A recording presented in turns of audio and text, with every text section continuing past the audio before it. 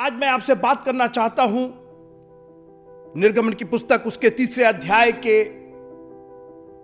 10 आयतों से आगे। और आज का मेरा विषय है क्रूस न उठाने के बहाने। मरकुस की इंजील 8वां अध्याय और उसकी 34वीं आयत पढ़ रहा हूं। Mark chapter 8 and verse number 34। उसने भीड़ को अपने चेलों समेत पास बुलाकर उसने कहा, जो कोई मेरे पीछे आना चाहे वो अपने आपे से इनकार करे और अपना क्रूस उठाकर मेरे पीछे चले। मैंने कहा मेरा विषय है क्रूस ना उठाने के बहाने।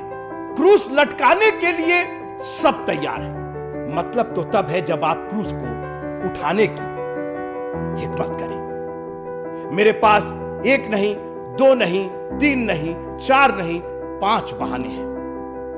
मैं मूसा की बात कर रहा हूं और वही मूसा का कैरेक्टर, वही बहाने, क्रूस ना उठाने के बहाने आज हमारे पास है। बहाना नंबर 1, मैं आज 2 ही बहाने की बात करता हूं, आपसे विदा लूंगा। इसलिए मैं तुझे फिरौन के पास भेजता हूं कि तू मेरी इस्राएल प्रजा को मिस्र से निकाल ले आए। तब मूसा ने परमेश्वर से कहा, मैं कौन हूं? मैं कौन हूं? यह आपे का इनकार नहीं था, यह उन परिस्थितियों का परिणाम था जिसमें मूसा 40 साल तक रहा। अरे हमसे नहीं हो पाएगा, प्रभु की सेवा हमसे नहीं हो पाए। देखिए मित्रों, आप क्रूस को देख करके पहले ही आप कह दे हम कौन होते उठाने के लिए। यीशु मसीह ने कहा कि जो कोई मेरे पीछे आना चाहे। लेकिन प्रॉब्लम यह है ना मित्रों कि क्रूस उठा तो हम ले, लेकिन क्रूस का जो अंतिम पड़ाव है वो गलगत्ता नाम की पहाड़ी है। और गलगत्ता में जानते हैं आप क्या हुआ था? रोमियो की पत्री उसका 6वां अध्याय और 6वीं आयत, हम जानते हैं कि हमारा पुराना मनुष्यत्व उसके साथ क्रूस पर चढ़ाया गया। मित्रों, किसी ने उठा करके आपको क्रूस पर नहीं चढ़ा दिया, आप अपना क्रूस उठाया और उसको गलगत्ता नाम पहाड़ी तक लेकर के गए। आज इसीलिए हम बहाने बनाते हैं, मैं कौन हूं। पहला बहाना मैं कौन हूं और दूसरा बहाना तू कौन है। तेरा नाम क्या है? मैं नहीं जानता। और देखिए अभी हमने रोमियो की पत्री उसके 6वें अध्याय 6वीं आयत में क्या पढ़ा? उस वाक्य की शुरुआत देखिए, वचन की शुरुआत देखिए, हम जानते हैं। आज यही तो प्रॉब्लम है।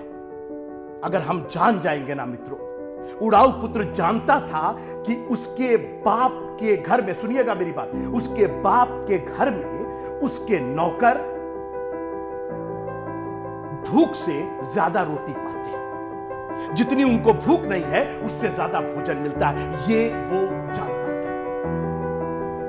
और मैं आपसे पूछना चाहता हूं, आप परमेश्वर की दया को जानते हैं कि नहीं?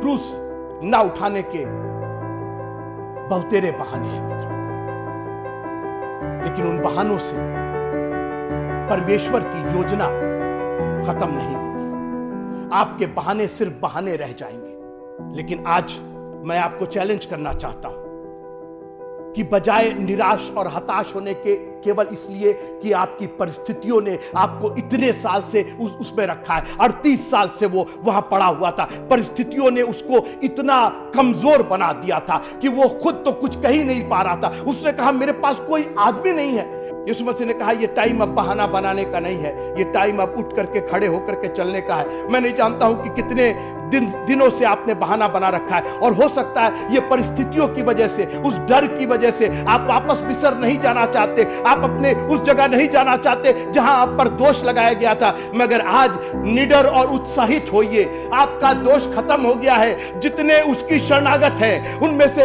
एक भी दोषी नहीं ठहरेगा, और ये हम जानते हैं। प्रभु आप सबको बहुत आशीष दे। जय मसीह।